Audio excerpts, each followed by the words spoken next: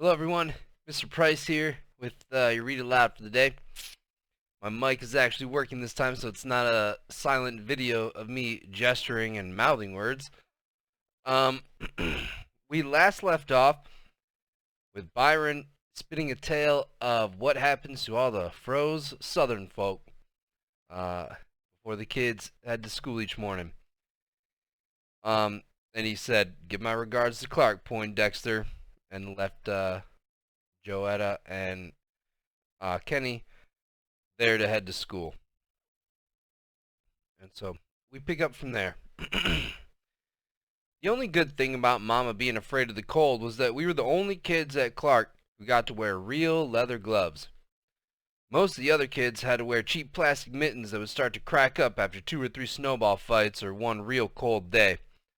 Some of them had to wear socks on their hands, and some of them just had to scrunch their arms up in the sleeves of their jackets. But Mama made sure we got real leather gloves, with real rabbit's fur on the inside of them. And I'm not bragging, but we got to go through 2 pairs a year each.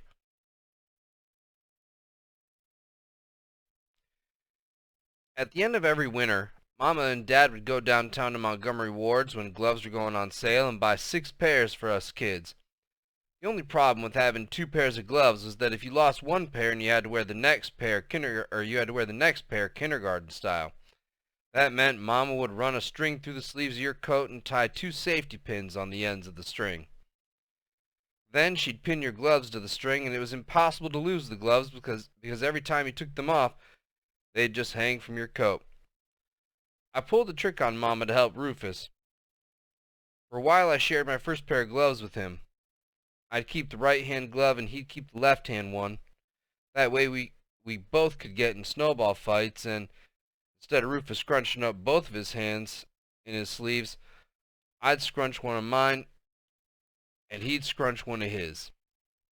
This was okay for a while, but then I figured that if I told Mama I'd lost my first pair, she'd give me the second one, and me and Rufus each would have a full pair of gloves. It worked. Mama put the second pair on my coat kindergarten style and warned me, "This is the last one, Kenny. After this you won't have anything for the rest of the year, so be very careful." I just about broke out laughing when she held me by the arms and looked right in my eyes and said, "Do you know what frostbite will do to you?" Yes, Mama. I looked sad on the outside, but on the inside I was feeling great. I gave Rufus the right-hand glove and everything was fine for about a week. That's when my second pair of gloves, kindergarten string safety pins and all, disappeared out of the closet at school. Rufus had to let me borrow one of my old gloves, and we were back to scrunching one hand up in our coat sleeves. But since Rufus was now the official owner of the gloves, he got to keep the right-hand one, and I had to wear the left-hand one. 2 days later, Larry Dunn stopped wearing socks on his hands and started wearing a pair of real leather gloves with real rabbit fur on the inside of them. The only difference between my old gloves and Larry's new ones was that mine had been brown and Larry's were black. Me and Rufus found this out when Larry ran up behind us and said, "This is Friday, y'all. Time to do the laundry. Who's gonna be first? Country Cornflake? Cockeye Kenny?" He didn't wait for us to make up our minds and grabbed me first. He said to Rufus, "If you run away during Cockeye's wash, I'm gonna hunt you down and hurt you bad, boy. This ain't gonna take but a minute, so you stick around." Rufus stood there looking worried. Larry wasn't like other bullies. He wasn't happy taking a handful of snow and smashing it in your face and running off. Larry gave what he called Maytag washes. With a Maytag wash, you had to go through all the different cycles that a washing machine did, and even though when Larry gave you a Maytag all the cycles were exactly the same, each part had a different name, and the wash wasn't done until you went through the final spin and had snow in every part of your face. Ever since Larry got these new leather gloves, he was given super Maytag washes because he could grind a whole lot more snow in your face for a whole lot longer since his hands weren't getting as cold. Larry was tearing me up. I was crying even before the first rinse cycle was done, and he finally let me go. After he washed Rufus up, we started walking home, and Rufus said, "Man, he stole your gloves." We didn't know this, but you couldn't prove it. And besides, my old gloves were brown and Larry's new ones were black. Mine were brown. I said. Rufus dug a chunk of snow out of his jacket and said, "Look." The snow was covered with black. So was all the snow I pulled out of my outer coat. Larry Dunn had stolen my gloves and painted them black with shoe polish. Excuse me. I didn't know what to do. Sooner or later, Mama was going to notice I only had one glove. And ever since I'd found out that half my blood was that thin southern kind, I started wondering if frostbite really could do some damage to my hands. I couldn't help myself. I sat on the curb and sniffed a couple of times, and finally cried. Rufus knew this was some real embarrassing stuff, so he sat down beside me, looked the other way, and acted like he didn't see me crying. That's how come we didn't see Bi and Buphead walk up on us. I was too busy looking down, trying not to be too obvious about crying, and Rufus was too busy pretending he didn't notice that I was. "What you crying about, punk?" I made the mistake of telling Byron about my gloves and Larry Dunn. "Where's he at?" "Washing kids' faces over by the school." "Come on." Me and Rufus followed Bi and Buphead up to Clark. Larry Dunn was giving a super Maytag to a 5th grader. Byron interrupted the final rinse cycle and said, "Let me see them gloves." Larry Dunn said, "I ain't." Bi snatched Larry Dunn's windbreaker with one hand, then touched his own mouth with his other hand. "Buphead, I thought for sure when I got up this morning that my lips was working fine, and now when I feel 'em like this, they still seem like they moving just right. But if they working fine, how come this little fool ain't doing what I told him to do?" Buphead shrugged and said, "Maybe the boy's ears is bad. Maybe. Maybe I'm gonna have to use deaf people language to talk to him. Maybe I'm gonna have to talk to him like that woman in The Miracle Worker." All the weird Watsons had seen that show together, and the way they talked to deaf people in that movie wasn't anything like the way Byron was talking to Larry Dunn. Byron's style of deaf language was to just yell real loud and slap the side of Larry's head after each word. "Lemmy, whack! See, whack! Them, whack! Gloves, whack! Young, whack! Fool, whack, whack, whack, whack, whack!" This had to be killing Larry Dunn. Larry didn't cry or anything. He just stared at Bi and said, "I ain't." He talked real tough, but he didn't do a thing when Byron snatched the gloves off his hands.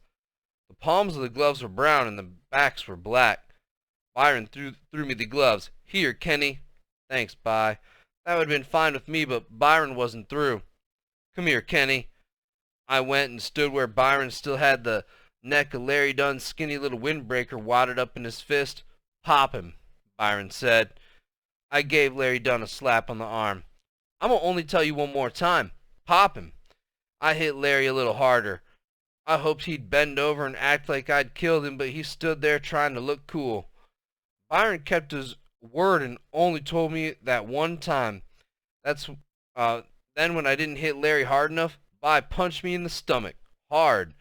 I didn't even feel it because I had all those sweaters and jackets and coats on, but I had more sense than Larry.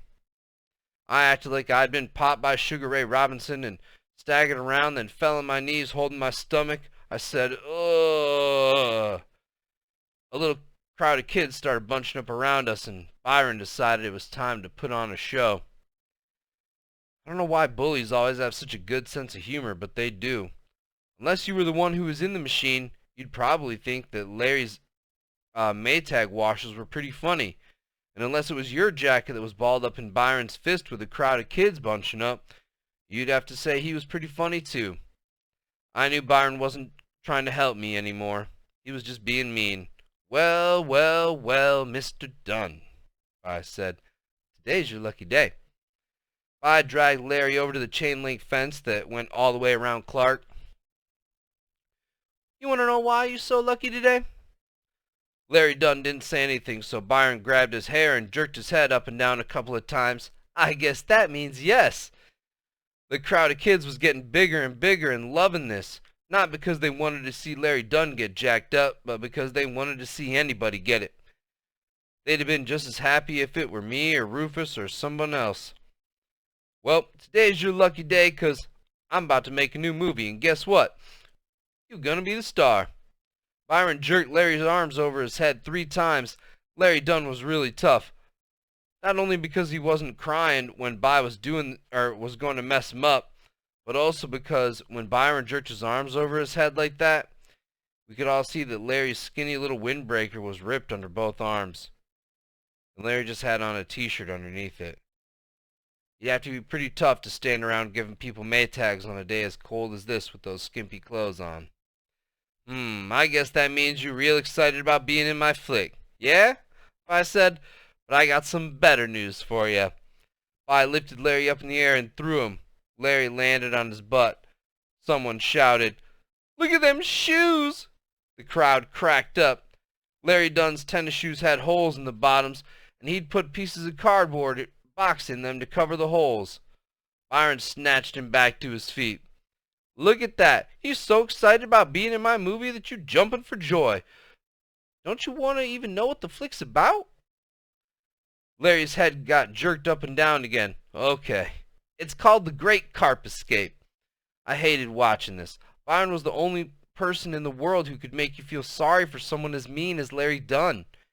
The Great Carp Escape was about a carp that was trying to get out of a net in the Flint River. The stupid fish would run into the net, get knocked down, then get back up and run into the net all over again. Since he was the star, Larry Dunn had to play the carp, and the fence around Clark was the net.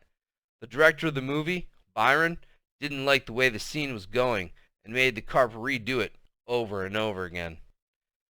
"Let's see a little more fins this time, carp," Byron would say, and then throw Larry into the fence. Since tennis shoes don't have a lot of grip on the ice, Larry would go into the fence hard and couldn't control what part of him hit first. I knew it really had to hurt to catch yourself in that cold fence with nothing on your hands, not even socks. But Larry Dunn was real tough. He had a bloody nose and still didn't cry. I wished I hadn't told Byron about what happened. I wished I just could have gone the rest of the year with one glove. I couldn't stand to see how the movie was going to end, so me and Rufus left. I could hear the clink, clink sound of the carp hitting the net and the screams and laughs of the audience from half a block away.